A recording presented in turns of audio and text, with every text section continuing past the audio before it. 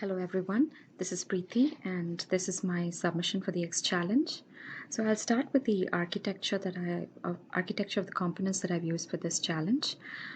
I've used two data sources. The first one is the AdventureWorks database that is hosted in Azure SQL. This contains the sales data for this dashboard, and the second one is blob storage. Additionally, I've also used S3 buckets to store profile pictures for employees. Blob storage actually connects the contents of S3 with the data that is stored in the database. That is, it essentially contains a simple mapping file between the image URL for the images in S3 and the employee ID in the database. And using Conduit, I've created two separate connectors for each of these two different data sources, that is SQL and Blob.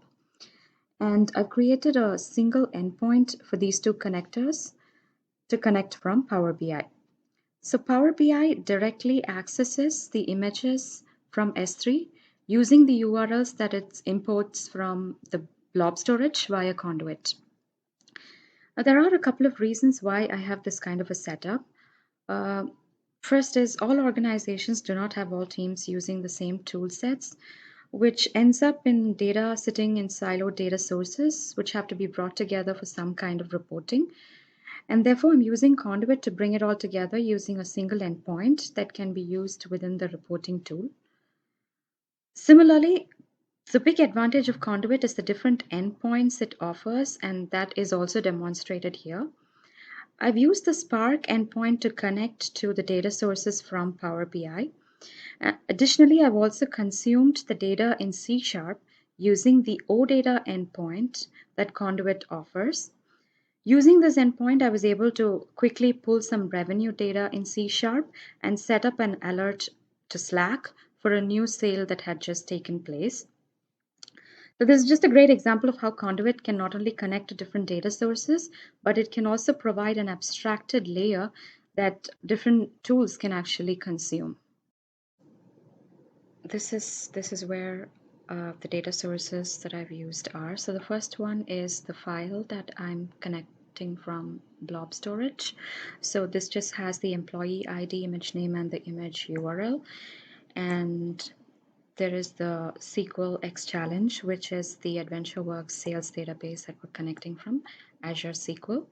So when we get the endpoints for these two data sources, this is the Power BI and Spark endpoint that I'm using in Power BI. As you can see, this is the blob storage, which has the CSV file. And this is the S3 bucket, which has all the images. This is the Power BI dashboard for this challenge. The sales database for this use case is that of a bicycle company, and this company has two different ways of selling bicycles, online and reseller sales. This first report contains a very high-level overview of sales. The KPIs here indicate the number of units sold, the revenue, and the gross profit. There is also a slicer here to select a year and filter the data shown on this page. This trend chart shows a comparison of in sales trends for online and reseller sales. As you can see, reseller sales is doing much better than online, although there was a dip somewhere mid-year. This chart shows the type of resellers that are there and which type is actually generating more revenue. This one here is a geographical distribution of resellers and a geographical distribution of revenue.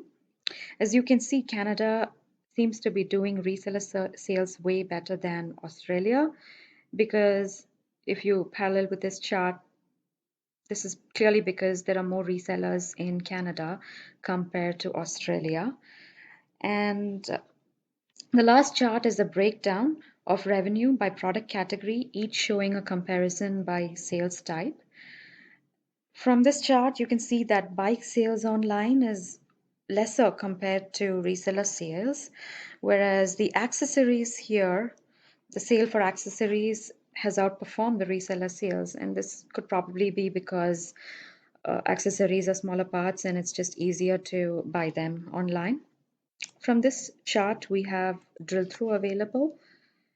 So we can drill through to the product details page to see how the bike sales has been for the reseller sale type. On the left here, we have the top 5 products listed for this category.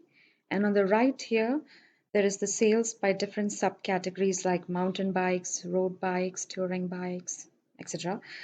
Down below is a view of which countries are selling the most bikes. And these two are interesting charts of how the size and color of products are actually impacting the sales. As you can see, of all the size ranges, people seem to prefer the mid-size range more than the others, and yellow seems to be the color of choice here. So that is an interesting point. Going back to the main dashboard, there's a small link here to an employee dashboard that I've also additionally done. This just gives a quick overview of the employees in the company. So here we have KPIs on the total number of employees, the departments, number of sales employees, and the total sales quota amount that was spent. I think there are 7 departments, and this is the relative expenditure for each of these departments. And this is a chart that shows the top 5 sales employees. And for each of these employees, the revenue, the number of sales that resellers that they have, and the total number of orders that they have is also displayed. This profile picture that you see on this particular chart, these are the images that are picked from the Amazon S3 buckets, and the URLs are retrieved from the blob storage file. So this is how it is being used in the Power BI chart.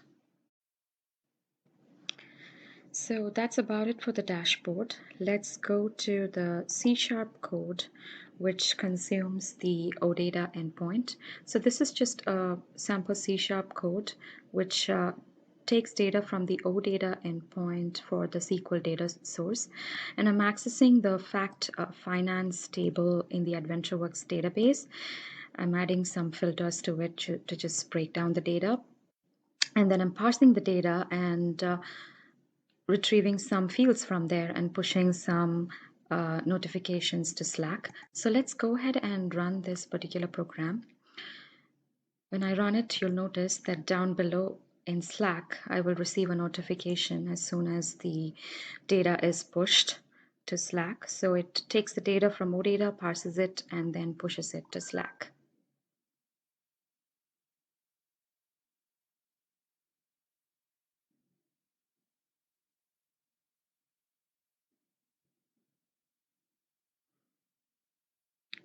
So this C# code could be hosted in Azure Functions, it could be hosted as an API. There are like tons of use cases for this. So as you can see, we've received the Slack message. So this data, the data that is being parsed retrieves the ID and the amount that was there in the fact finance table and the date as well. I've also included a link to the Power BI dashboard if they want to go from there. So yeah, so this is just a demo of how I've used different tools and different components to demonstrate the usage of Conduit. Thank you.